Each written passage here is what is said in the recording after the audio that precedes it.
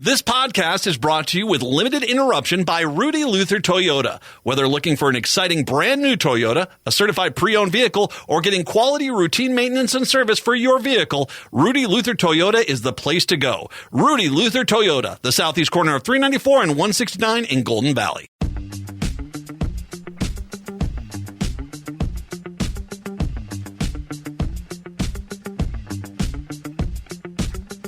Broadcasting live on AM 950, the Progressive Voice of Minnesota, in the evenings on WCPT 820, Chicago's Progressive Talk, and on 1150 AM KKNW in Seattle. It's the Matt McNeil Show on your Wednesday. The Labor Day is going to screw me up all week long. Matt and Brett here today. No Jeff Stein. Usually Jeff Stein's our usual guest today. He is off this week. He will be back next week. We're flying solo the entire 2 hours today. You're more than welcome to chime on in, 952-946-6205, 952-946-6205. And if you're in Chicago, Seattle, you can always hit us on the emails, comment at am950radio.com. That's comment, C-O-M-M-E-N-T. There you go. C-O-M-M-E-N-T at am950radio.com. Hi, Brett. Hi there. Yeah, glad we were able to get that straighted out with the spelling on our email address. There you go. There's a me smart man, Dave. We'll have the spelling bee up next on the show. Oh, yeah. That will be over quick. And no one wins. 952-946-6205. So one thing really quick I want to start with in regards to something I mentioned at the beginning of yesterday's show, which is for Chicago and Seattle, this is a bit of a local story, but obviously, once again, this is a friend of mine. The owner of Park Tavern, Phil, has been a friend. He's also been a great supporter of Progressive Radio for many, many years, and my show in particular. We talked about how on Sunday night in the evening there was a horrible tragedy where someone drove onto their patio, which was full. 2 people were killed, 4 people, or excuse me, multiple people. I think it's 9 was the total of injuries. I think 4 were serious. Needless to say, it was a tragedy. I just wanted to two points. First of all, we did hear by the end of the show yesterday what was the cause. The driver was .325. .325. Now, I'm going to talk more about that when we get into the 4 o'clock hour here locally in the Twin Cities. But, yeah, that's the guy that hit me, who was drunk as a skunk, was .293 or something like that, .297, maybe 2.297. This guy was way past that and kills 2 people and injures many others, and of course, obviously shook the St. Louis Park community where this happened there. So, yeah, I just wanted to give an update on that because we did not know at the time I talked about it yesterday what was the cause. We now know with the charges, he is being held, the driver is being held on $1 million bail. You're going to spend the rest of your life in jail. Probably that's one way to sober up, I guess. The other thing I wanted to mention is Park Tavern is open today. They have opened up from 3 until 8 today. I've actually sent my boy over to go get a gift card. I want to encourage everyone, please. Obviously, a very emotional, stressful time. If you can, stop on in today, 3 to 8 o'clock, get some food to go. Or do like I'm going to do. We're getting a gift card. We're getting a gift card, and we have that there. A real easy way to show some support for them. Let's help Park Tavern, who has been a great member of the community as well as a great supporter of the station. Let's help them get through this crisis together. So if you can today, between 3 and 8, stop on by. It's not clear, are they open regular hours again tomorrow? I don't know. I will post that. If you could track that down. They hadn't updated it a little bit ago. But if you can go to their website for me, Brett, and see if that's the case, so we can let people know what the hours are for the rest of the week. If you want to stop by, you can't make it out tonight. You want to stop on by and help out, please do. All right. So once again, Park Tavern, Louisiana Avenue, north of Highway 7 in St. Louis Park. That's how I've tagged the ads for 11 years. I've been tagging the ads like that. So stop on out there. 952-946-6205, 952-946-6205. From one preventable tragedy to another preventable tragedy, we head to Georgia for what is the latest as the school's back in session, so we have our latest school shooting. A 14-year-old in Georgia, at least 4 dead. This is in Winder, Georgia. Basically, if you're going from Atlanta to where the University of Georgia is in Athens, this is kind of on the way between the two of them. I used to live about 30 miles north of there in a town called Buford, Georgia, on Lake Lanier for a few years when I was a kid. I lived in just north of this area here. At least 4 people were killed, 9 others injured Wednesday morning as a gunman sent students and faculty at Winder, Georgia High School desperately scurrying for cover. Schools across the country in lockdown and parents scrambling for information. Appalachia High School is the name of the high school. 4 people were killed in the shooting inside the school, according to the Georgia Bureau of Investigations. 9 others were transported to hospitals with injuries. Law enforcement sources said earlier approximately 30 people were injured in the shooting. It was unclear how many of those injuries were gunshot wounds. Obviously, one of the things that happens is people get injured running for their lives. Running for their life. Teenagers running for their lives. The suspected gunman is believed to be a 14-year-old boy. The source is not yet known whether the teen attended the school.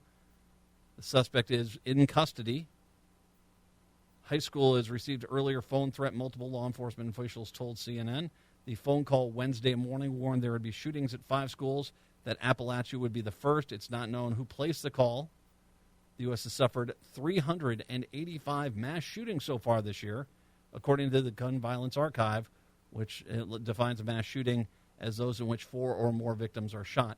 So once again, I want to make sure in the United States of America, it is early September. We still have 4 months to go. We have had 385 shootings where 4 or more victims were shot. That's basically 1.5 mass shootings every day. Welcome to the United States of America. Obviously, students texting parents, I'm scared, I love you. Schools in the county went on lockdown, obviously, of a concern of there that was happening. Atlanta Trauma Center has taken some of the patients. Grady Health Systems, a level 1 trauma center in Atlanta, about an hour drive, received 1 gunshot wound victim from the accident, or from the incident, rather, I should say. Georgia governor sends prayers and says he can send resources, but they're not going to change a damn thing. Governor Kemp is a Republican. That means the gun lobby and the bullet lobby has him in their pocket. And right now, they're sending him talking points probably. Here's how you basically make it seem like you care about this, but you're not going to do a damn thing to stop it. We could stop this tomorrow, but I got another vacation home I want to buy.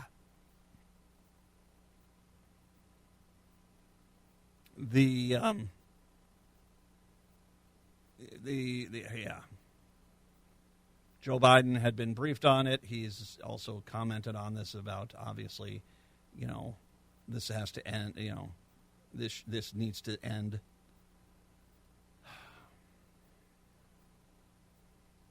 Harris, it's just outrageous. Parents have to worry their child will come home alive from school.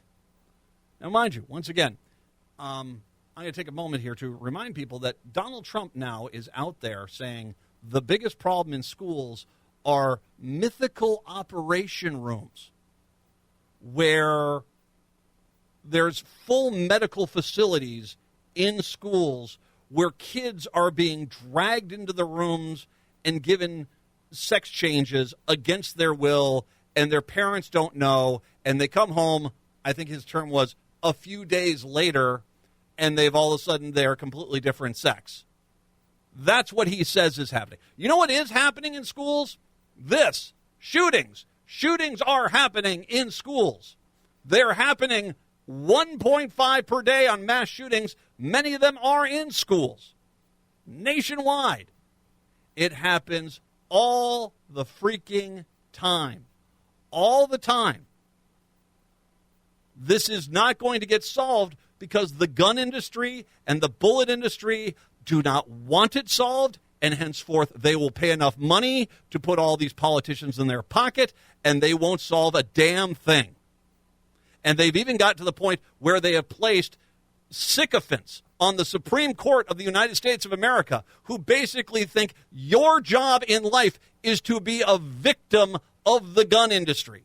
That you have no rights in this country, that guns have the rights. You don't have rights. You should be saying thank you if you get shot because that means you're a proud American. That is what that Supreme Court has said and done. I'm paraphrasing, obviously, but not by much.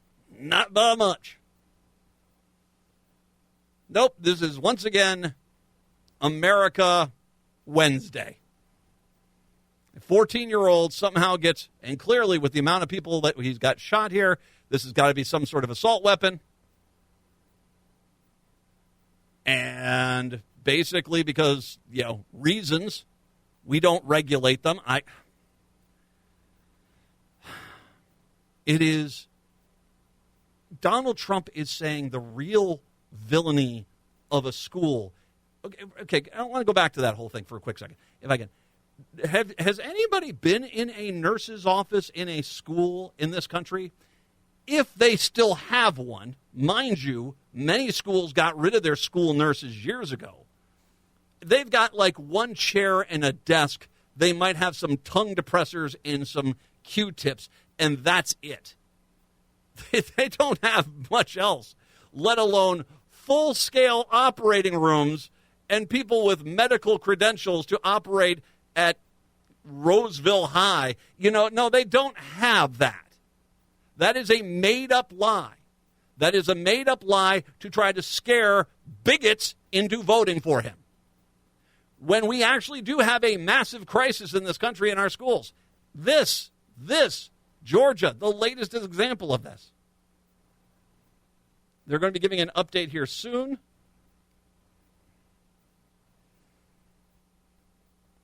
Once again, a lot's going to be said about this warning they got about this. I'm not sure exactly, they're obviously looking into that strongly.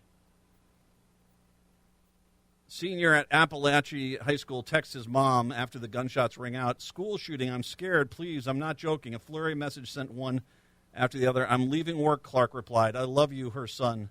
17 years old. Wrote back, love you too, baby. Mom texted before racing to the school.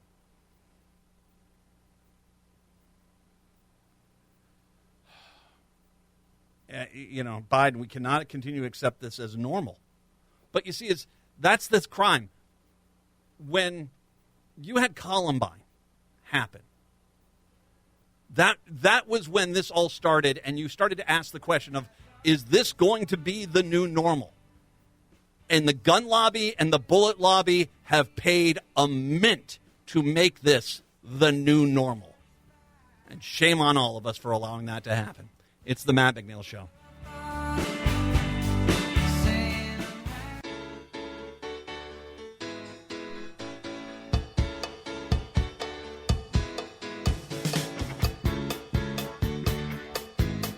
It's the Matt McNeil Show. Nice to have you with me today.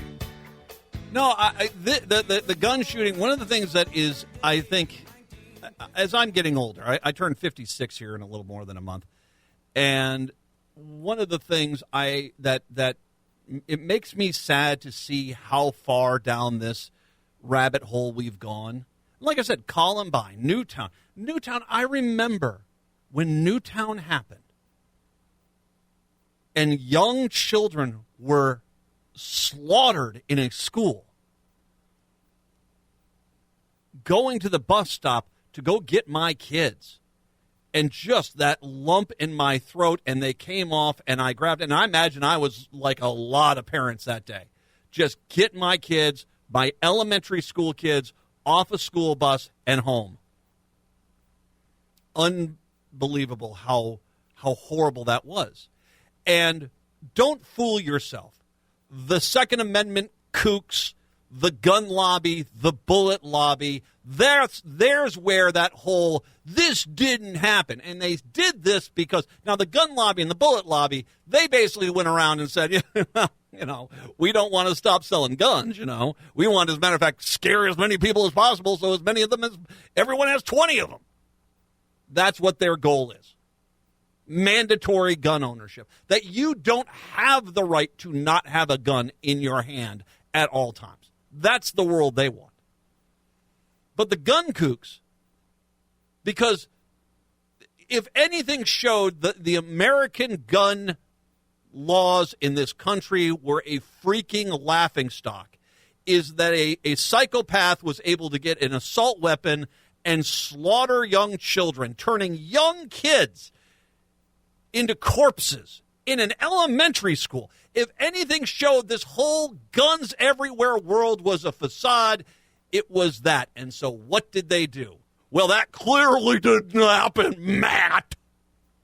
And that is, it was, and only when, Alex Jones and the rest of those clowns started getting sued by the Newtown parents, did people like, well, I never said it was fake. I just said that there's maybe some merit in it being, but I'm not saying it is. Don't sue me. I think it happened. But when you did that, Columbine should have been the end of this, end of discussion, end of story. And no. And as a matter of fact, 20 years later, we have less rights to keep ourselves safe from gun slaughters in this country than we did back then. And as a matter of fact, we do now have this modern gun kook mentality that you do not have a right to not have a gun in your life. Because what's the first thing that they say, the gun kooks say? Well, you better get a gun because someone's going to shoot at you and you want to be able to respond. And they never ask the question, why should I have people shooting at me? Shouldn't that not be a normal society? Because that's some third world, never had a government more than 2 or 3 weeks country there, not supposedly the United States of America. Nope, you've got people now who've been bought and paid for under the hope that it never happens to them, that their kid, their grandkid, is never the kid carried out on a stretcher out of a school with a sheet over their face. That is the greatest modern-day crime against us as a society we can have. This epidemic of gun violence, this proven to be false narrative that guns make you safer. And we can't even get common sense laws that say, hey, if you purchase a gun and it gets stolen, you need to report that to your local sheriff's department. And all of a sudden, the gun kooks, who know that a lot of people buy guns so they could resell them to people that should never have them in the first place, they're the first ones out there saying, that's a bridge too far. Slippery slope, Matt. Slippery slope. It's exactly what you think. Exactly what you think.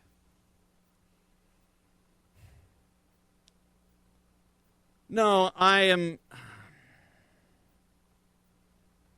am so saddened by the world that we have today, that weapons that were designed when somebody sat down with paper and a pencil to start designing the weapon, the main purpose of that gun was to kill as many human beings as fast and as quickly as possible. And the fact that those weapons are now common everywhere in this country is an absolute disgrace. The good news is Generation Z is tired of your crap. This generation that's coming up that's had to grow up in this world, who keep having adults look at them and pat them on the head and say, you should be grateful for the gun that shot at you and killed 3 of your classmates.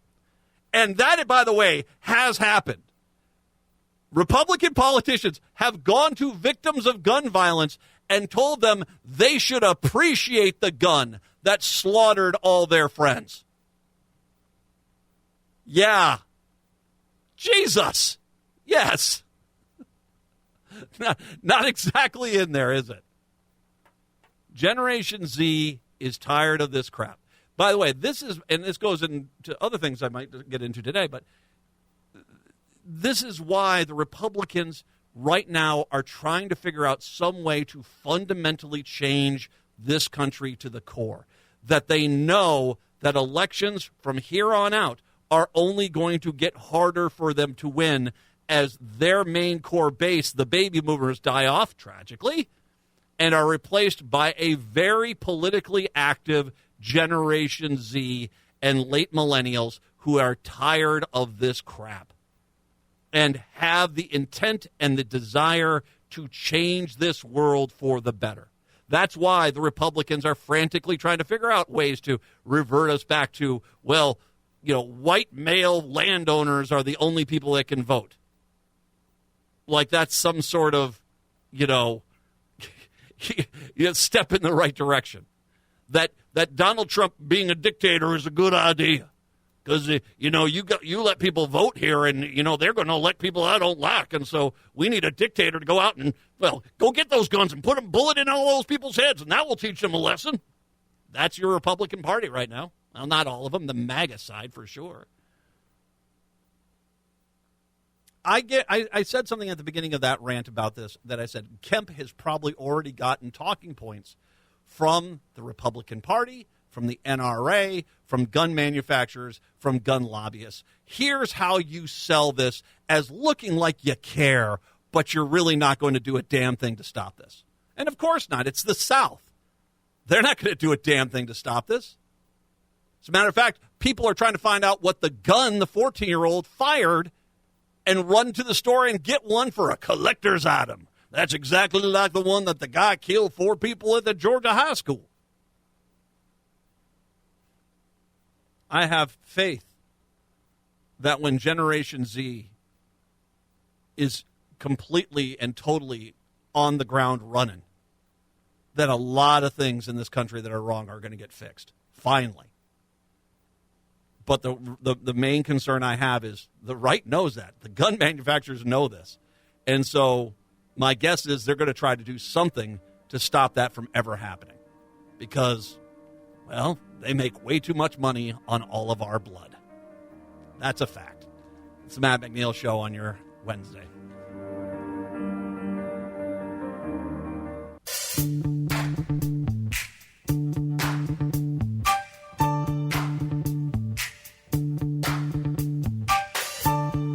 Broadcasting in the evenings on WCPT 820 Chicago's Progressive Talk, in the night times at 11:50 a.m. KKNW in Seattle, and AM 950, the Progressive Voice of Minnesota and Minneapolis, St. Paul. It is the Matt McNeil Show on your Wednesday. 952-946-6205, 952-946-6205.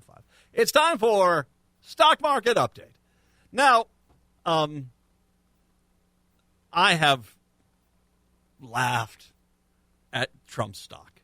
His Truth Social stock, which went public. And I laughed, and I'll repeat, at one point, Truth Social, I think it got up to $72 a share.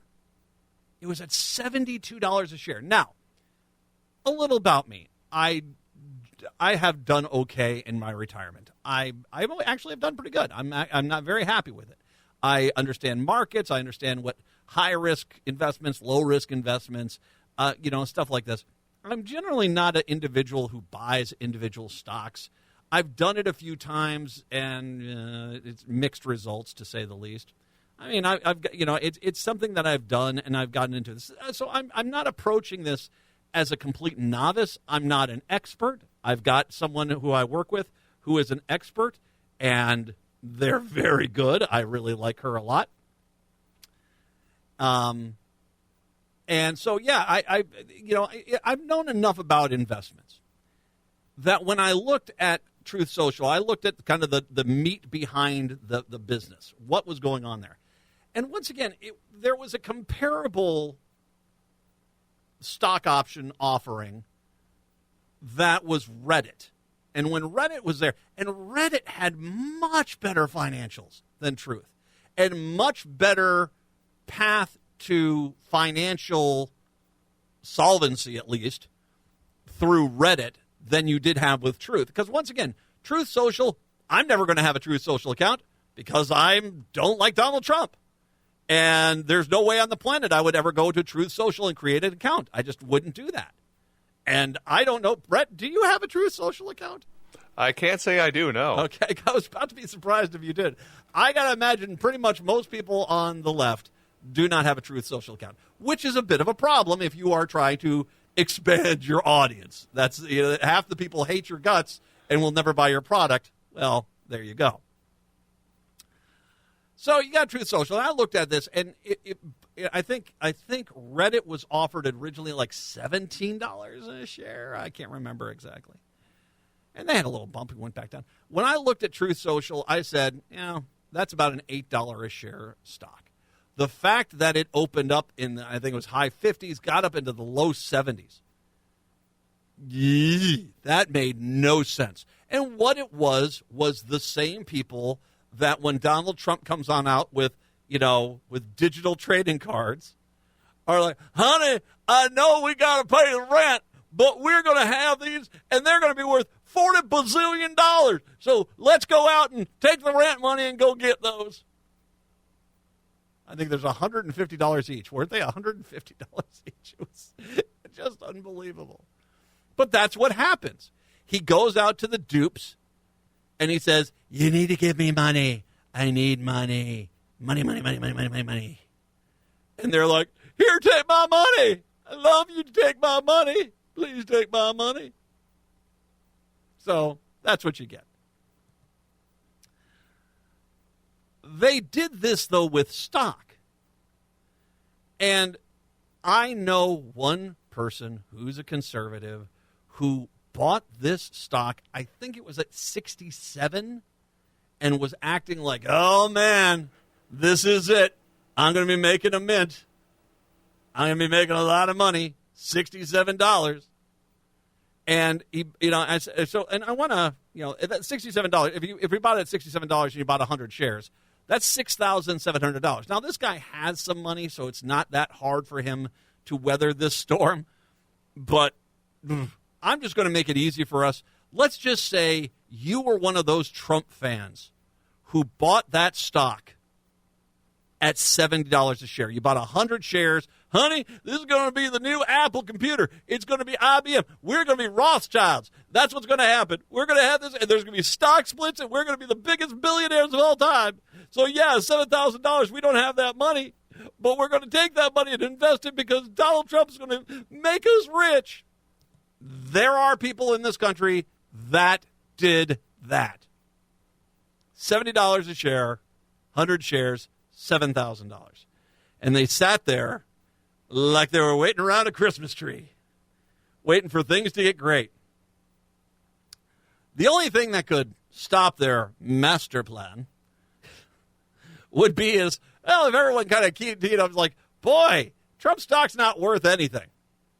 Now, Trump stock initially went down to, I think it was high 20s, and Donald Trump came on out and said, hello, Republicans, you need to go buy Trump stock. You need to prop it up. We need to get money here. Because he has a lot of shares in this. That's what he did. It stayed up there for a little bit. It's been falling lately. The close today, $16.98 a share. So let's just make sure you do the math on this to understand how much this guy screwed over his own supporters. You bought 100 shares at $70 a share. That's $7,000. Your shares today, that's $70,000. Your shares today are worth $1,698. You have just taken it right in the trousers. That is like Captain Crotch Punch right going on there, man. You are not going to get anywhere near us. As a matter of fact, the last time I talked about this, the stock was up at 30, and I said, folks, you'd better sell it now because I guarantee you people are just propping this up. And the people that have money, that know what's going on in the stock market, are banking on you idiots not knowing what you're doing, and they're going to get it up there, and they'll bail on it, they'll sell it off, and it's dropping, and that's exactly what's happened. Because this stock is not going to get back up to $70 a share. And I made the point, when Donald Trump all of a sudden reactivated his Twitter account, his direct competition to Truth Social, I said at best his stock is worth $5 a share. And now it's down to $16. It's $16 a share. You spent $7,000 and you've got $1,698 now. It's not going to come back. But the crazy part about Trump is there are people who will probably be evicted because of losses on this stock. People that didn't know what they were doing, people that didn't have the financial wherewithal to buy stock, they went out and bought some because they thought, Trump! And they're going to get evicted, and they're not going to have any problem with it because they're going to have their Trump stock in a frame on the wall, and they'll sit there and they'll say, see, I was a first-time investor right there. Look at me. I made things really great there. So, you have Trump stock? Don't tell me you have Trump stock. Shoot. I did buy some at the very beginning, and I've been trying to sell it for a while, so you and I should talk about a business opportunity I have for you at the end of the show. Not a chance on the planet, my friend. Not a chance on the planet. Well, some things are priceless, as you're talking about framing that stock. That's got to be worth maybe a couple cents. Like those Trump sneakers that basically the paint faded off of them and they fell apart. Yeah, like you're buying a digital trading card and thinking it's going to have value. You could go to Mar-a-Lago, in fairness, though, if you win that. You could go to the bathroom and take your money, put it in the toilet, and flush it, and you're going to get the same result. That's what you're going to get. But he's not alone in his bad stock choices. There's our good friend, Minnesota's own, Mark Lindell. He, by the way, I forgot about this. He has got his own social media company, Frank Speech, which if I'm TV's Wait, Frank... that's still a thing? Apparently so. And if I'm TV's Frank from Mystery Science Theater 3000, Lawsuit Central. That's all I'm going to say. Lawsuit Central. Mike Lindell is trying to raise some cash for his Frank Speech social media platform by making it a publicly traded stock. Oh, my God. What's less than zero? I'll tell you what. Why don't you give me $10 and I'll take 100 shares off your hands? That's basically that. I thought he was joking when he came up with this idea. He's actually going to do this.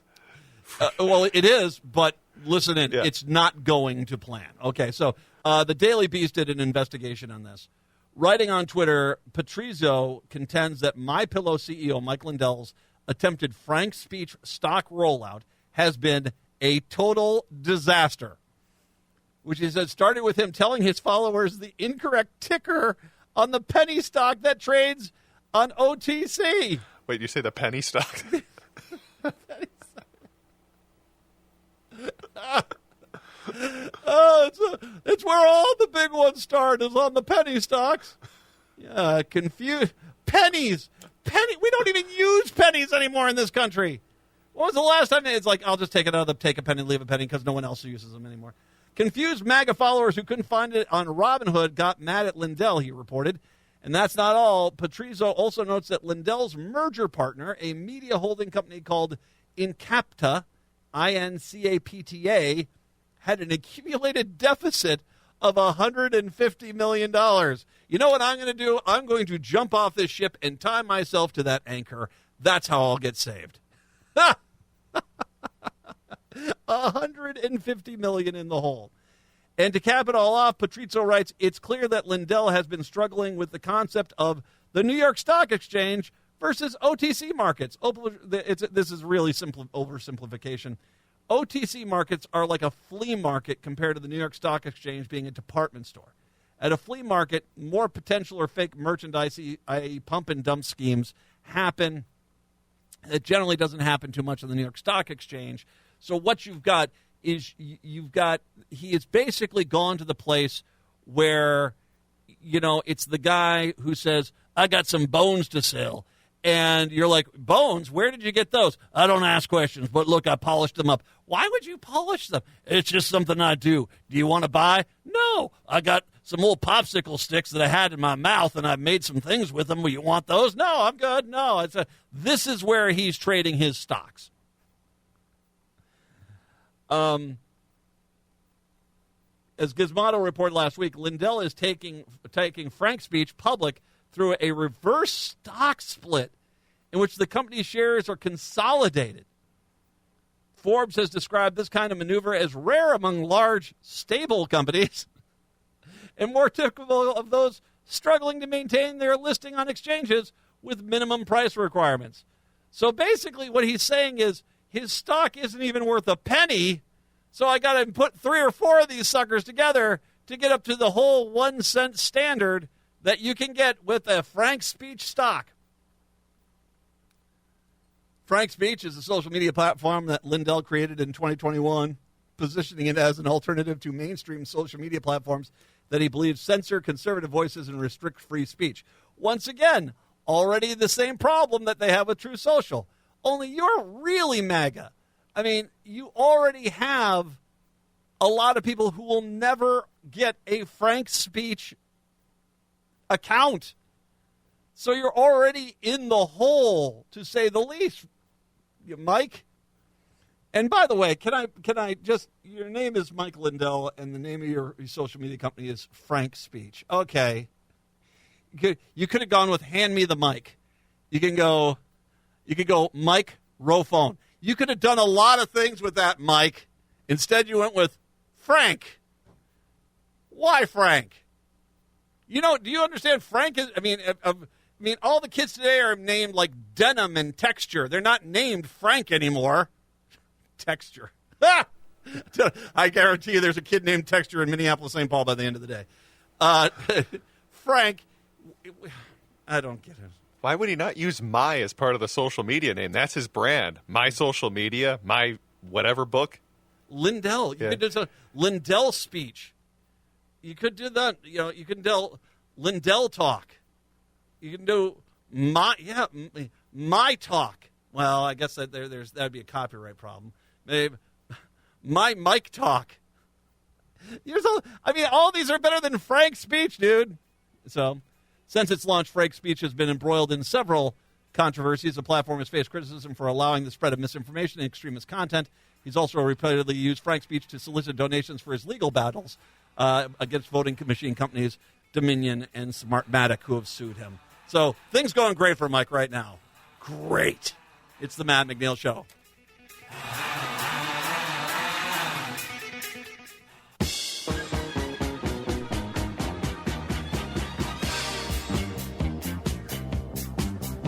It is the Matt McNeil Show, 952-946-6205. Nate is in Buffalo, wanted to chime in today. Hey, Nate, how are we today? I'm doing great. How you doing? All right, sir. Yeah, I think you were missing the obvious name of Mike Lindell's social media website platform. It should be it should be called Pillow Talk. Oh my God, my Pillow Talk. You're absolutely right. He should. Why did he do that? Who's Frank? Do you know who Frank is? I mean, is this someone, or is this just he said Frank doesn't? Frank Talk. And I mean, he had the option there. You're right. He should have gone with that. I think it was obvious. I'm disappointed he didn't do that. So I'm disappointed I didn't think about that. Thank you, Nate. I appreciate it. Nate in Buffalo, 952-946-6205, 952-946-6205. You could hire me and my listeners as consultants, Mike. Well, probably not. The way things are going, probably not. I don't know if I count on getting paid. I don't know. I'm not going to say that part out loud, but, you had to consolidate how many shares of Frank Talk to get down to the penny stock level? Okay. All right. At least that's how I'm interpreting the story, at least. Good luck with all that. No, seriously, good luck with all that. But trusting in idiot Republicans is something that a lot of people do. Once again, this election is going to be a heck of a lot closer than any of us are going to be comfortable with. Let's just be honest about it. But one of the things I have been accused of here is being too harsh. And I'm not going to pull my punches. Because people who are screwing up by continually voting blindly for Republicans kind of deserve the ridicule you've been getting. There are large swaths of America where for 60 years, every council member, every county board member, every mayor, every state rep, state senator, every governor has been a Republican.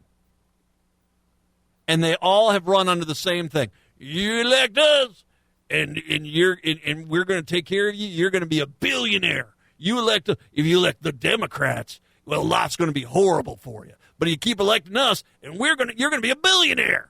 Just keep electing Republicans. And you have. And in that time frame, you have had presidents and houses and senates where the Republicans have been in charge the entire time. And I pointed this out to the anti-abortion groups. The Republicans have had the majority at least 3 times where they could have passed a constitutional amendment, get rid of abortion. But guess what? They didn't do that. And you know why? It's because they themselves knew that that issue would come back and haunt them horribly until it was overturned. So they let the Supreme Court do it and try to play it off as, oh, well, we didn't do it. They did. I was always for abortion. And it's blown up in their face. But you continually vote for these people under the argument that they are going to make your life better. Americans in parts of the South and Southeast are having an especially hard time paying for everyday expenses compared to those elsewhere, according to the latest census data. Dealing with rising prices in some of those areas are having a harder time making ends meet than others. About 37% of American adults in their households that are found to have somewhat or very difficult to pay typical expenses. Mississippi, Alabama, West Virginia have the highest percentage of adults who say they're having trouble affording the basic needs. Now, that's not just a Republican thing. In New York, which I'm going to guess New York City offsets a good chunk of it, they have problems. Hawaii is god-awful expensive because it's out in the middle of the ocean as well. But on the other side, there are places where people are able to afford things, like Vermont and Minnesota. And that's the thing is, I want to point out, okay, first of all, anyone not being able to afford everyday household things, that's unfortunate, and that we should, that's something we should be trying to stop. We should try to make that there. But your argument is going to be that because of inflation, which wasn't really inflation, it was corporate greed, and they said it was inflation, and you stooges bought it. Because of inflation, you can't afford everything. Well, once again, Minnesota is dramatically less than these southern states as far as the amount of people having day-to-day problems affording necessities. And in Minnesota, we have a rising minimum wage. We have workers' rights. We have quality of life laws that basically make people's lives better. Vermont has those. Massachusetts is another state that has these issues. They have gotten these things. Meanwhile, you look at Alabama, you look at Mississippi. Mississippi, half the people in Mississippi cannot afford daily expenses. And you guys keep electing Republicans. That's on you. They're not going to fix this problem. As a matter of fact, Mississippi, Alabama, Georgia, Florida, Louisiana, Arkansas, Oklahoma, Indiana, West Virginia. What do all those states have in common? That's right. Blind allegiance to Republicans who keep telling you, vote for me and I'll make you a billionaire. And here you are, poorer than you've ever been because you keep trusting those idiots.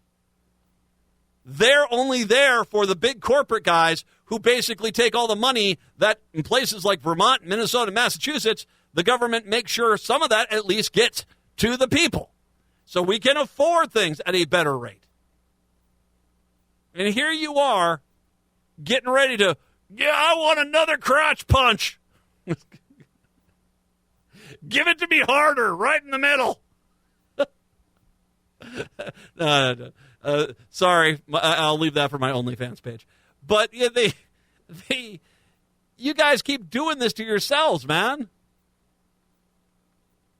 In rural America, in rural Minnesota, they've got Republican areas out there who they blindly vote Republican, even though those Republicans have done nothing to make your lives better. And as a matter of fact, there was a great article a few years ago that showed that everything that has made people's lives better in rural Minnesota came from the Democrats, even though the Republicans all take credit for them. And when they ran that past people out there, they're like, well, but Republicans would have eventually done it. No, they wouldn't have. The Republicans have brainwashed you fools to a point where that you are actively hurting yourself by voting Republican, and you say, hit me, sir, may I have another? That's on you. And until you guys wake up and realize the Republican Party is not your friend, well, good luck with all that. I live in Minnesota. Chicago, Seattle. Have a good one. We're back tomorrow. Minneapolis, St. Paul, hour 2 up next.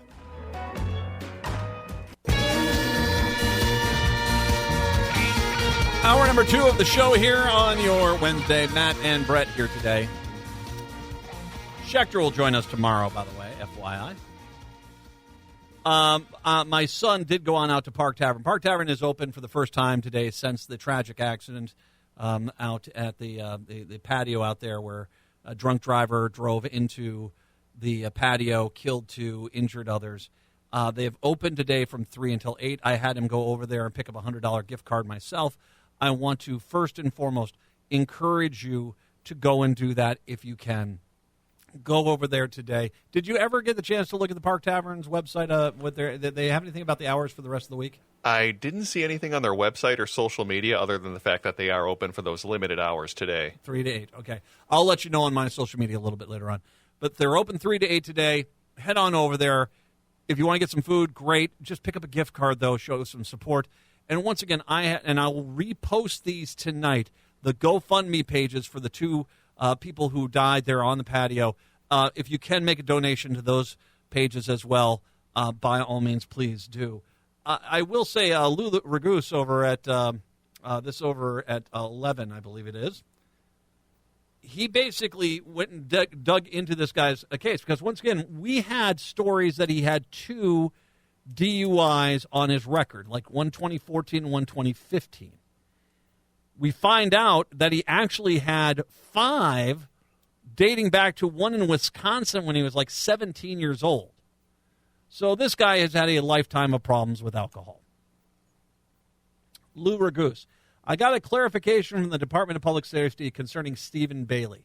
He finished with the ignition interlock system in 2020, and in 2023, his license renewal was a standard renewal. That would mean that he got the interlock in 2014 after his 5th DWI, and he had it for 6 years. And once again, the interlock system is where you have to blow into a device to be able to activate your car. You can't drive your car unless you can prove that you haven't had any alcohol. He had it for 6 years. I'm just going to ask this. If they have shown us the judgment that the alcohol, alcohol is a drug. It is an addictive drug. I do not think it's that much of a massive issue that if someone gets a DUI, that's just on their car. And I get it. The people who are pro DWI will sit there and go, well, Matt, if we did that, you just get someone else to blow into it. Well, and that's the case. Then they crash their car. Then they go to jail. I don't know. Why is this that difficult? Just, okay, you have shown that your judgment because of alcohol has been compromised. For the rest of your life, you just have to, every time you get behind the wheel of a car, you have to blow into the thing. And once again, in this day and age, and I had a wonderful, and Brett, you saw that email, that wonderful email someone sent me about the Metro Transit. Plenty of options on Metro Transit to get around town. You got Uber, you got Lyft, you got Metro Transit, you've got a buddy giving you a ride, you can get a cab, you can just stay home. You have plenty of options to drink that do not jeopardize anyone else. And considering this guy, and I said this before, he came into the Park Tavern parking lot at 325. He came into that parking lot, which means he was driving around the city of St. Louis Park that drunk. And how many other times did he hit the roads that drunk? How many? I don't have any problem with people having to blow into a breathalyzer before they can start the engine in their car.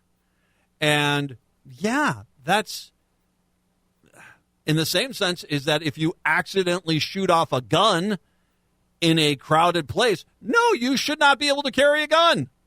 You've been proven that you can't be trusted with it. These don't seem like, heavy-duty issues here.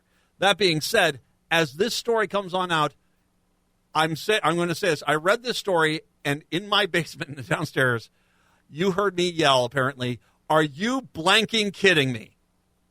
I read this story after the Park Tavern story, which should have been a wake-up call for people. A northern Minnesota school bus driver is off the job after being arrested for DWI while driving his route on Wednesday, today, with more than a dozen kids on board. The St. Louis County Sheriff's Office says a concerned citizen called 911 after midnight to report a St. Louis County School District bus driver who was consuming alcohol while off duty. The caller said the driver was highly intoxicated and would not be sober by the time he would begin his route on Wednesday morning. So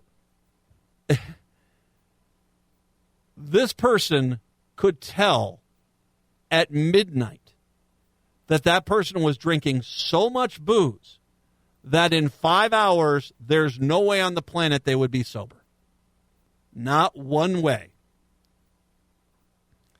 You've got a problem. Hopefully, this will be your wake-up call. But if you're getting to the point where you're just, like I said, I remember the story out of South Dakota where the number one killer of people 30 to 39 in South Dakota is liver problems, alcohol-related problems. Unbelievable. If you're at this point, you need help because you're not going to live very long. And the sad part is you could clearly take a lot of people out with you. So they called saying, that basically there's no way he'd be sober up by the time he drove the bus route on Wednesday morning. Deputies made contact with the driver at his home after 6 a.m. and were assured he was not working today. The sheriff's office contacted the district with this information, and shortly after 7 a.m., law enforcement was notified that the 44-year-old driver did indeed show up and was already on the route. So they go there. They tell the guy, hey, we got to report you were drunk. He says, no, I'm not working today. Okay, fine. Maybe someone screwed something up. All right, no problem. And what he does is he still goes to the bus and drives. Patrol deputies were able to locate the bus, pulled it over the driver. Inside the bus were 17 children on the way to Southridge School in Culver. Where's Culver? Is that off on the? That's Culver, Minnesota. Where? Give me an idea where that one's at. District staff came to the scene and were able to get the children safely to the school. The suspect was given a preliminary breath test. He registered .16. That's twice the legal limit. He was booked in the St. Louis County Jail pending charges of second-degree DWI, a gross misdemeanor. Under Minnesota law, there is zero tolerance for a person operating a school bus to be under the influence of alcohol. Prosecutors of St. Louis County Attorney's Office will ultimate charging decision. St. Louis County School Board in Virginia and serves students in 5 communities located in Ironcook, Babbitt, Culver, and Tower. I am from that area, and I have no idea. Where is Culver? It is a little bit southwest of Independence, if you know where that is. Otherwise... Independence in the South Metro? That's not St. Louis County. Yeah, that's up in, just a little bit northwest of Duluth. Oh, I know it. Independence is the town where... That's the town where 33 hits 53. Up on... Yeah, exactly. That's 33... Okay, that's Independence up there. Okay. So, all right. Yeah. Yikes. Yikes. Yikes, yikes, yikes, yikes, yikes, yikes, yikes. You need to get help.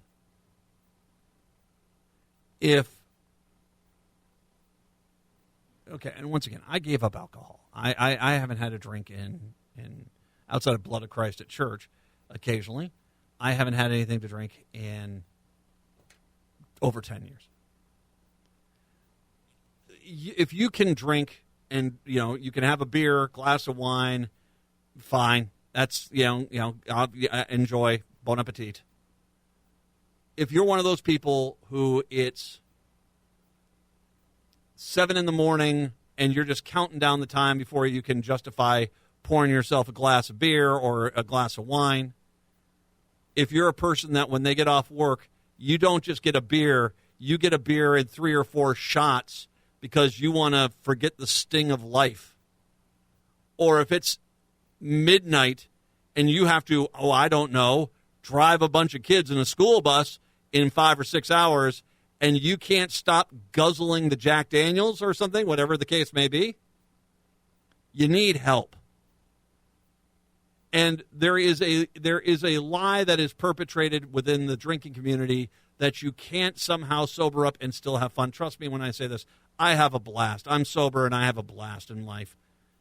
You know what I'm not doing? I'm not sitting in a bar for 8 hours on a Saturday. I'm doing a lot of fun things. You do not need alcohol to have fun. You do not need alcohol to calm down. You do not need that. And I don't know what other wake-up call we need to have here. Whether, it's a person 4 times the legal limit killing 2 at the Park Tavern, or a guy who, even when they're warned, dude, just stay at home, don't go to work. All right, fine. And he goes to work and he drives anyway. And he's twice the legal limit as he's driving a school bus with kids. The alcohol feigns your judgment. You need help. You need help. And that's not like I said, if you're one of these people that is not under the addiction of alcohol, you can have a glass of wine, occasionally have a shot, occasionally have a beer, knock yourself out. But if you're one of these people that, you're grabbing a 12-pack of beer on a Saturday, and by Saturday night you're out of beer, you got a problem. And that's just that. Someone has to start talking to people this way. And you may say to yourself, what makes you think, Matt, what makes you think you can say this? I don't know, a broken back with rods and screws in my back from a drunk driver hitting me. A drunk driver at 6:30 in the evening who was over 3 times the legal limit. I've got some say here. Just please get some help. Please get some help. All right, I don't want to go into the commercial break in Matt McNeil's doom and gloom hour. So I got something, and this is from you, Brett. This is a little gift he gave me from the Smile File. Now, in case you haven't heard, Tim Walz has a brother, Jeff Walz. Jeff Walz is MAGA! And as Trey Crowder, the comedian, said, was it Tizzy Ent? Tizzy Ent, I think, was the guy that said this. He said, wait a second here. So Tim Walz has a relative he doesn't talk to because they're a MAGA freak?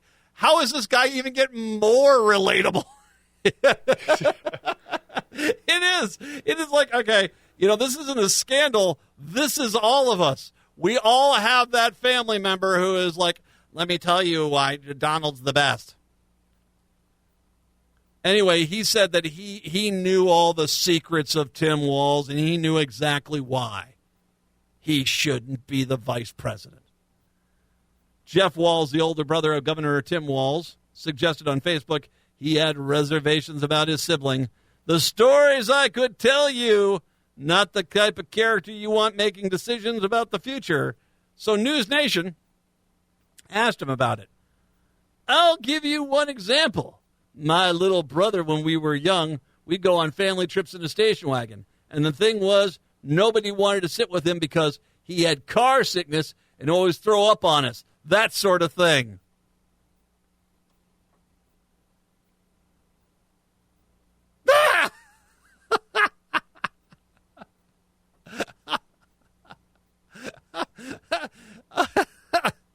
Well, first of all, I think we owe Governor Walz a lot more credit for the slingshot video he did at the State Fair 2 years ago, because clearly he's got some motion sickness issues, and he got over those. Your main complaint against Governor Tim Walz being the vice president is when he was 3 or 4 would get motion sickness in a station wagon, which, by the way, he and I are in the same age demographic. So I'm guessing it's the 1975 Plymouth Fury station wagon where you sat backwards, wood paneling on the side. It was the USS Bismarck. This thing was not a small car. And you sat in the back seat facing backwards. And that's how you sat back there. I remember those cars. They smelt bad. I think I threw up in one or two of them. I rode in a few of those things. I enjoyed that, being able to have that backwards perspective as a kid. That was kind of fun. Probably about the only good feature of that car. So he threw up a few times when he was a little kid in the car. And that's your big, dirty secret. I really do think we are done with this. If you're at this point, if you're so desperate to get scandal against Tim Walz, and the worst you get is he had a tender tummy at the age of 5, I think this is over, isn't it? It's over. Let's take a break. Come on back. 952-946-6205. 952-946-6205. Stop at the Park Tavern. They're open until 8 o'clock. Go get yourself a gift certificate and help them out as they go through this crisis. It's the Matt McNeil Show here on your Wednesday.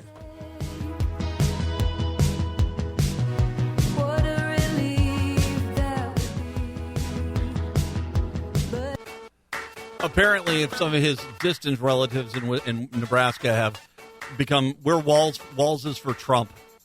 That's there you go. I got news for you. That district that one district was it Nebraska 2, which is Omaha. That went from a 1-point Trump lead to they're leading like 6 points in that state. So, as a matter of fact, I'll get a little bit here. I'll get to some political numbers here because we have some new numbers on the Senate race, and it doesn't look too good for Royce. I'll get to that here. But I want to actually, I posted this story earlier, and I wanted to touch on this because I don't like it when it seems like people are trying to take advantage of people, and that's what seems to be going on out here. A strange saga of wind turbine blades dumped in the small Minnesota town of Grand Meadow has taken another turn after the company that promised to remove them has abruptly gone out of business. Meanwhile, the co-owner of the vacant lot where the turbine blades are piled tried to cut one up with a stump grinder before the city ordered him to stop. I'll get to that here in a second. On Thursday, the State Public Utilities Commission will decide if it can or should step in. They may not have any help from Canvus, C-A-N-V-U-S. That's the company that pledged by year's end to ship the blades to an Ohio facility that makes park benches out of them. All right, so fine. I mean, I don't think anyone, that sounds like an interesting thing. You have these old blades, fine. You put them in, you grind them up, and you make some sort of paste, and you mold it into a bench, and there you go. Makes a lot of sense, actually. But now Canvus, C-A-N-V-U-S, is defunct, and said one of its former executives, Brian Donahue, he said that he's formed a new wind recycling ventures that's different in at least one significant aspect. It has no responsibility for the turbine blades in Grand Meadow. Oh, okay. City leaders and residents fear another broken promise since the gigantic fiberglass and metal junk was dropped off on an empty lot near 4 years ago. It's the same old thing, said City Administrator James Christian. They leave a mess behind when it's not convenient for them.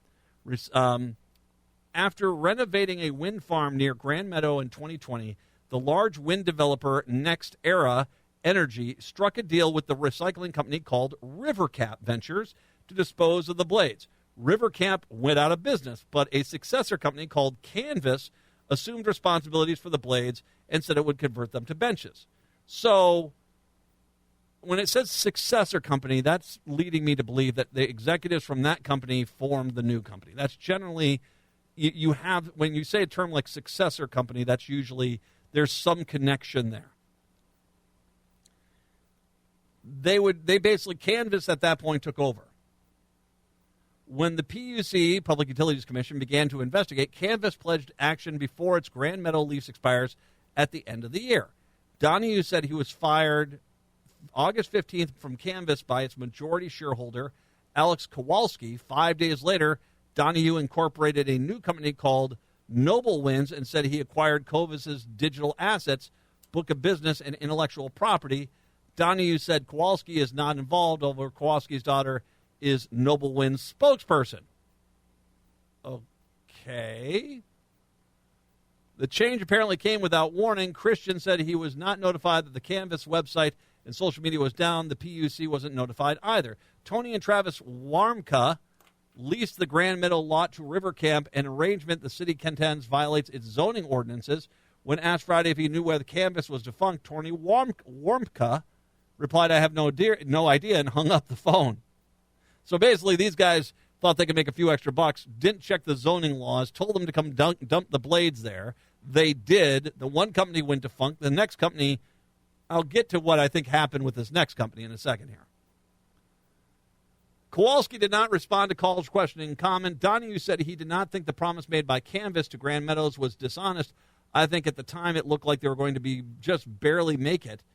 An Ohio judge last Wednesday granted $123,500 to a pair of companies who alleged Canvas did not pay a retainer for transportation and offloading wind turbine blades. In May, a judge granted another logistics company $244,025.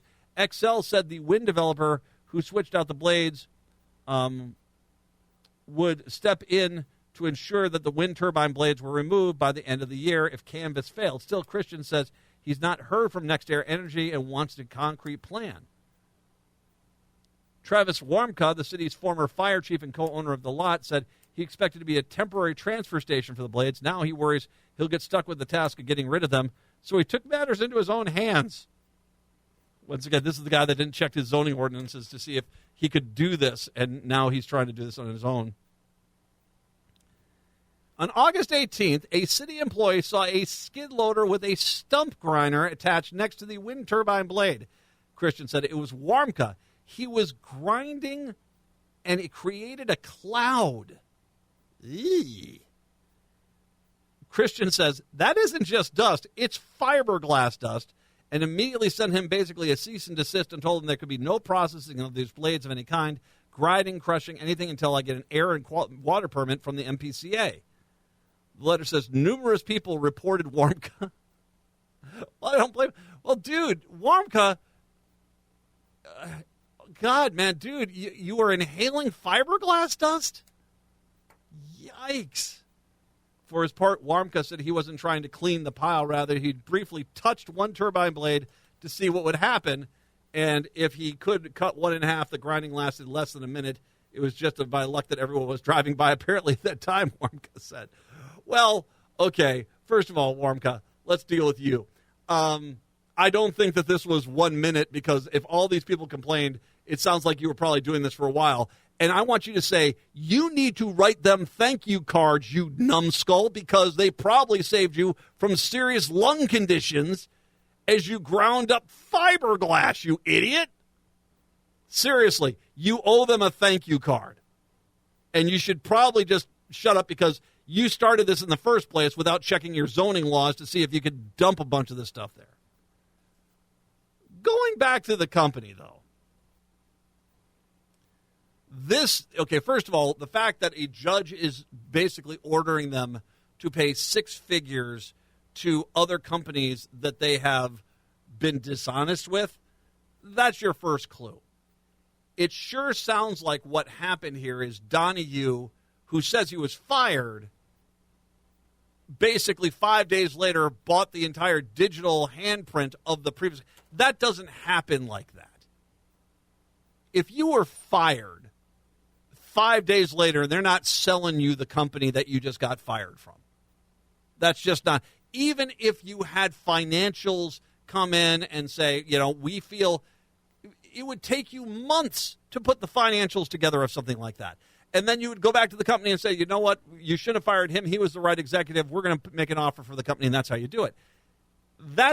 5 days is not how it goes. And the fact that the one guy who apparently fired you, his daughter is your spokesperson. Okay, this seems like what they have done here with this company, with Canvas, is basically kill it just so they didn't have to get rid of the wind turbine blades. And I think you have to get law enforcement involved here. And I get it. The laws generally don't go after the white-collar criminal. But there's a lot of fishiness here, and it seems like what they're trying to do is trying to find some way out of their obligation, which is clearly this is a poorly run company, and these are not very ethical executives. At least it doesn't sound like it in any capacity. It sure doesn't sound like it. And my guess is if the new company, what was the new company's name? Oh, the canvas is Donahue. He bought it from Donahue. I don't know if they said the name of the new one. Noble Winds. Noble Winds. That's the name of the new company. My guess is if they came back and they say, okay, guess what, Noble Winds? You now are responsible for these wind turbine blades. Then all of a sudden, hey, I got fired from Noble Winds. And 5 days later, I bought Noble Winds. Completely different company. We don't have any responsibility. That's I kind of get the impression of this. There seems to be a lot of dishonesty here. And like I said, I think for the people of Grand Meadow, the state should get involved here. The state should get out there. And if these companies are jerking around this small town because they don't think it's, well, I mean, if you got a guy who's out there grinding up wind turbine blades with a stump grinder, yeah, you're not maybe dealing with the brightest bulb there. But I don't think the people out there deserve to have this refuse piled high in a city lot, or it ground into a toxic cloud that could end up causing massive health problems for a majority of Grand Meadow. That's just me, though.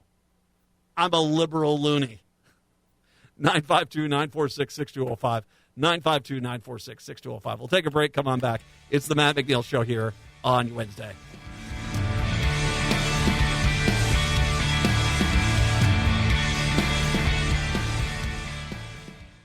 Allô? Bonjour. AM 950, the progressive voice of Minnesota, the Matt McNeil Show. Just a little polling action for you, and it's interesting. Of one of the places I follow is Polling America, which is on Threads, and they post polls that come on out. Now, once again, I'm going to say the same thing I've said for a while here. I don't trust polls because they're not. I mean, I call my own kids on their cell phone, and they don't answer the phone. Most parents, Generation Z, millennials, nothing terrifies them more than a phone conversation. Seriously. So you're not calling their cell phones, even if you got access to their cell phones, you're not calling their cell phones and they're not picking up. They don't have a landline. They haven't ever had a landline. They're Generation Z. So I guess you're hoping that when you put on this, poll of, which Bridgerton character and how you plan on voting in the presidential election poll up on Insta or TikTok or one of the social media sites, that somehow you are basically going to get reactions that are not flawed. As we know, Republicans find those polls and they basically order their troops to go in there and flood them to make the Republicans look better. So polling is broken because you just don't have legitimate results from the younger generations. And that's just the reality of it. And once again, if you are getting younger generation people, because of the nature of how polling works, you're probably skewing a stunning amount Republican. I went and looked at that. There was a poll out earlier this year that said Trump was leading in Generation Z by 20 points, which I laughed at. There's no way on the planet. And I went and looked, and it was all landlines. It was all where I mean, are you calling Wyoming? Maybe Wyoming's like that, but not the rest of the country. Polling report put out some numbers here. I'll just with some Senate numbers.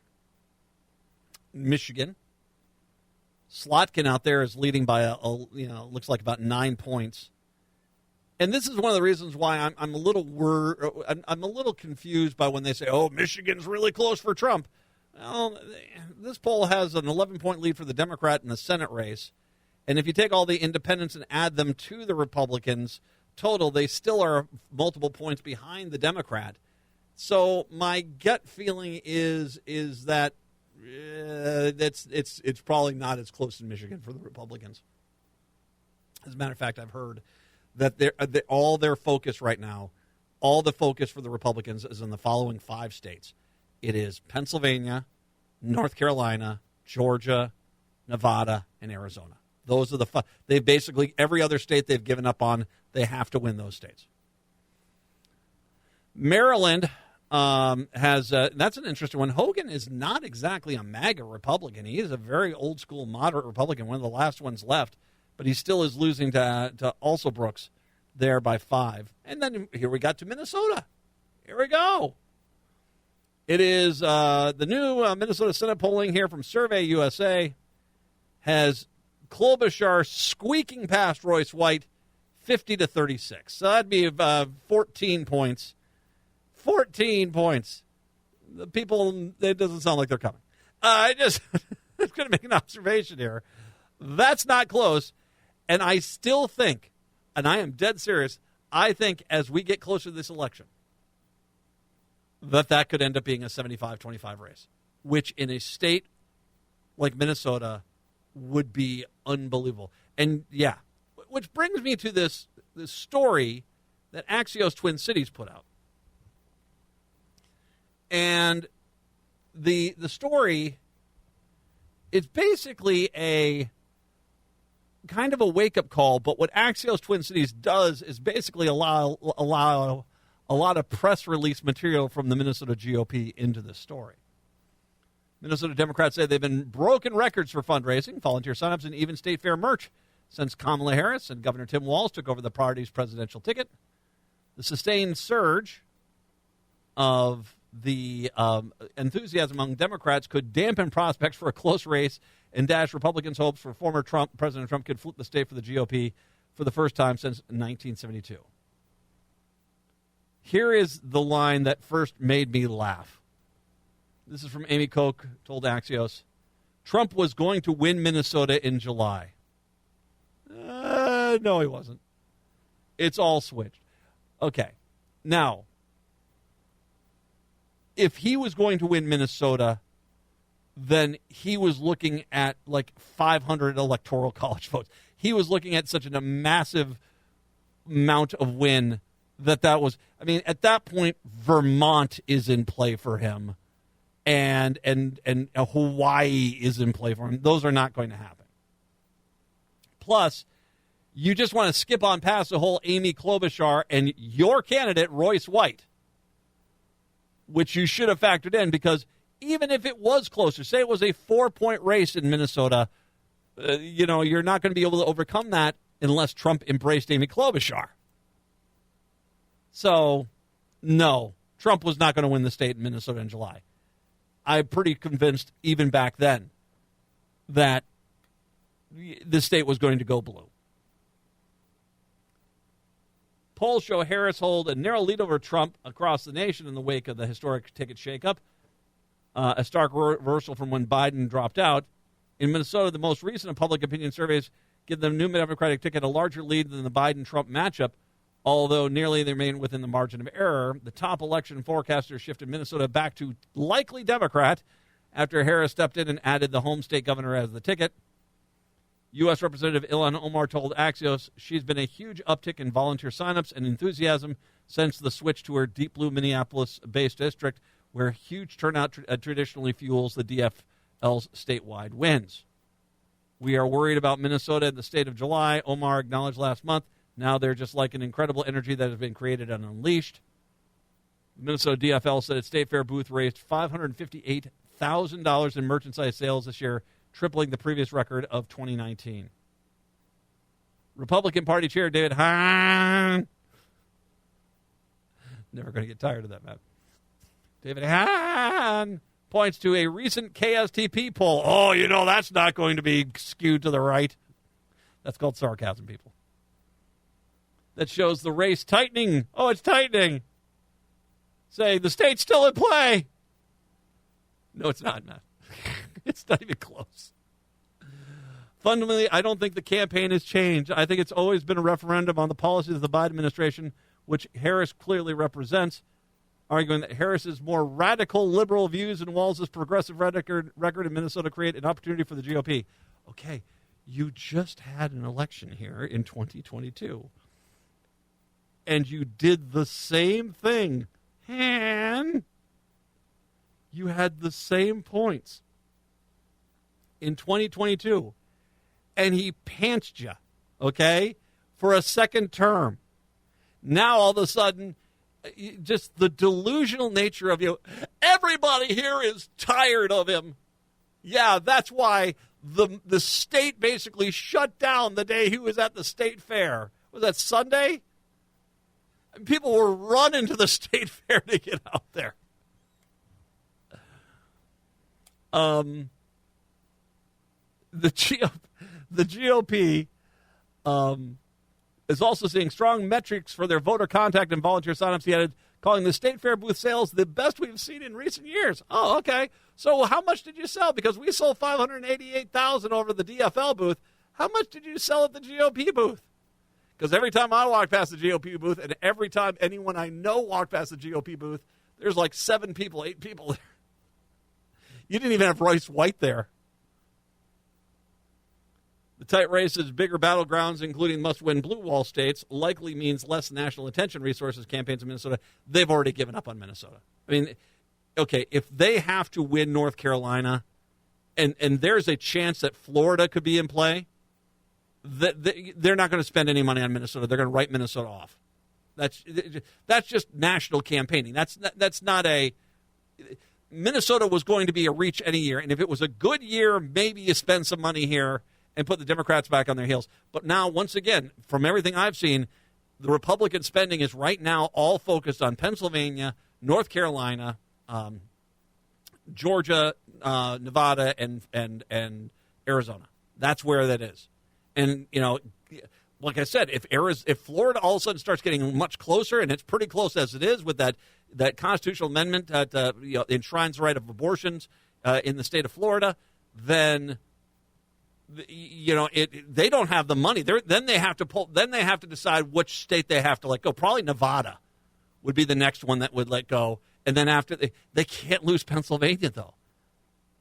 And as a matter of fact, I think at that point, if they give up Nevada, then I don't even know if they have a path to victory without Nevada. I mean, it really is that simple. So them dumping on spending any money in Minnesota, that's not a slight against Minnesota. That's me, that's just standard politics. That's how they do that.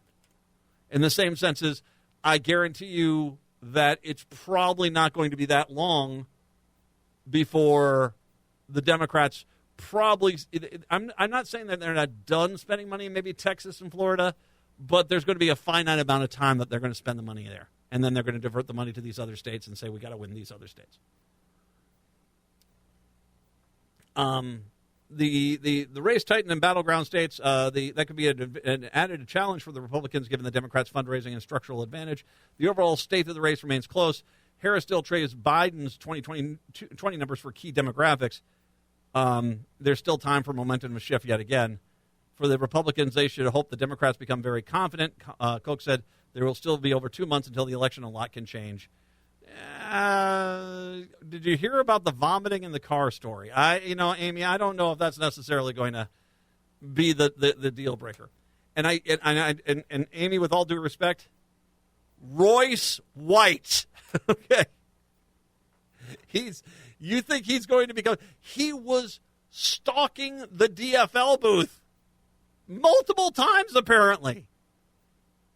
And we had Michael Broadcorp come on out. When the last time Michael Broadcorp was on, he was talking about how it's like, is he out there just trying to pick a fight with somebody? What is he even doing out there? All right, let me make sure we understand a few things. Yeah, it was probably a little closer before Kamala Harris and Tim Walz. Minnesota was always going to stay blue. I did not see, even in the end of the Biden administration, in the Biden campaign, I should say, I didn't see enough to say to me, that Minnesota's in play. Nope, I did not see that. That being said, it sure as heck is not in play today. And Republicans, if you want to portray this idea that you guys are in it to win it, then you need to stop your candidates in the Twin Cities Metro from running around talking like, I'm an independent. Because I've heard from multiple people, in multiple districts in this metro area. And not just in the cities. I'm talking in the suburbs. You guys need to win. And they can't run away from the Minnesota GOP brand fast enough. One person said to me, he kept calling himself an independent. He goes to her website.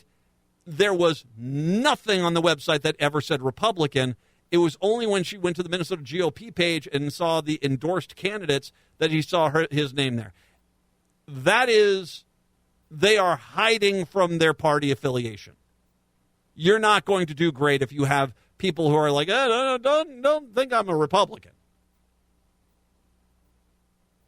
I will also say, Royce White. I'm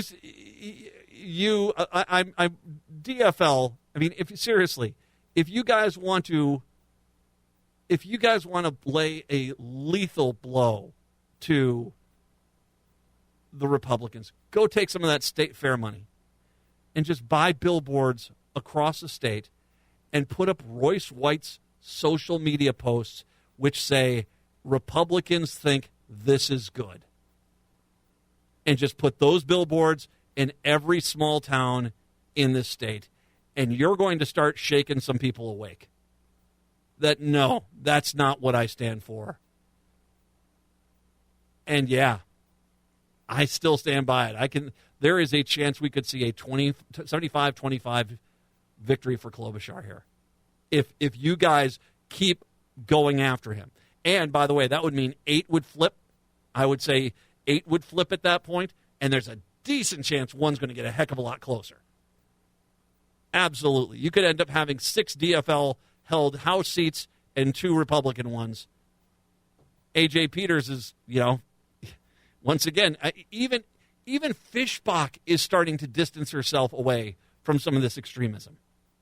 Now that she got past the primary, she is kind of like, I don't know where all these loon balls came from. Get those billboards up, DFL. That will leave a mark. 952-946-6205, 952-946-6205. Take a break, come back, wrap up the show when we do return. It is the Matt McNeil Show.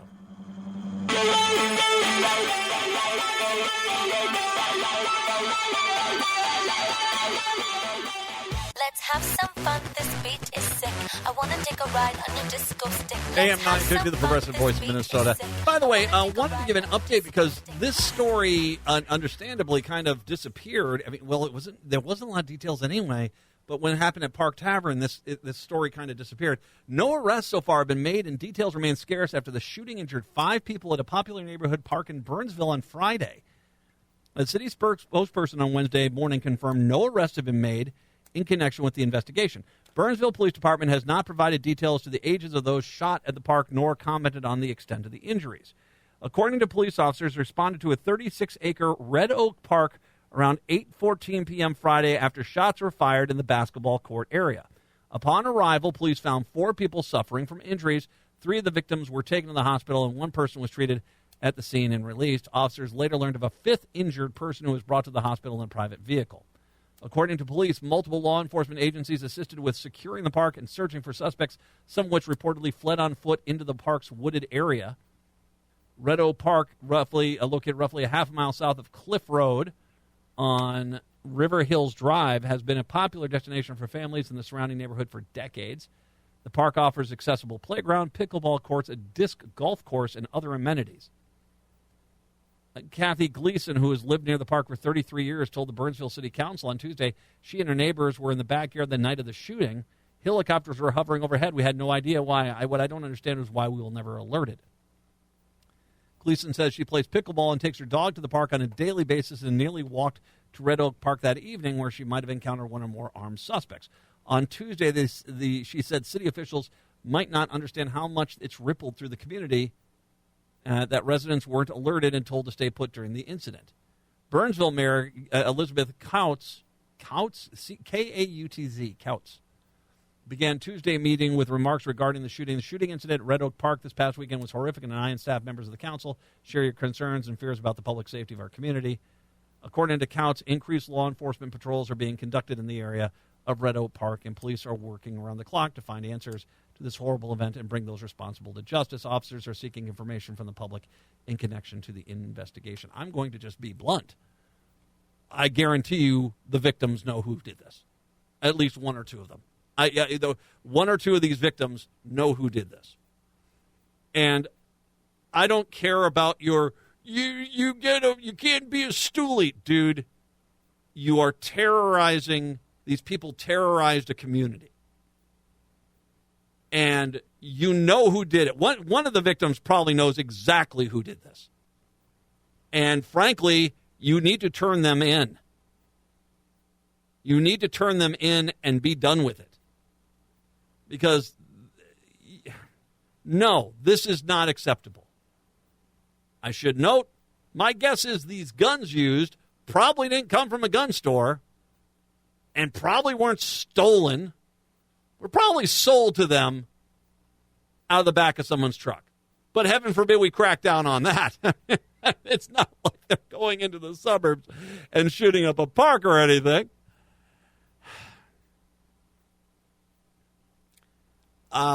This is... I don't know I don't know the family units of any of these kids here, but I want to plead with the families there to basically say, okay, who did this? Who did this? Who was responsible? Now, granted, this stuff generally comes on out, as people like to think it's like Goodfellas, where you don't squeal ever. That stuff comes on out. Someone's going to make a social media post. Someone's going to comment on someone's Facebook page or something like that, and they're going to take credit for it, and we'll eventually catch them. And I have zero doubt the Burnsville police will eventually catch these people. But to the people that are, if you're trying to protect them because you don't want to be a stoolie, they tried to shoot you. I think any goodwill towards them is misguided at best at this point. Turn them in for the safety and security of Burnsville. Native Roots Radio, as I'm awake, is up next. Have a good one. We're back tomorrow. Till then, see ya.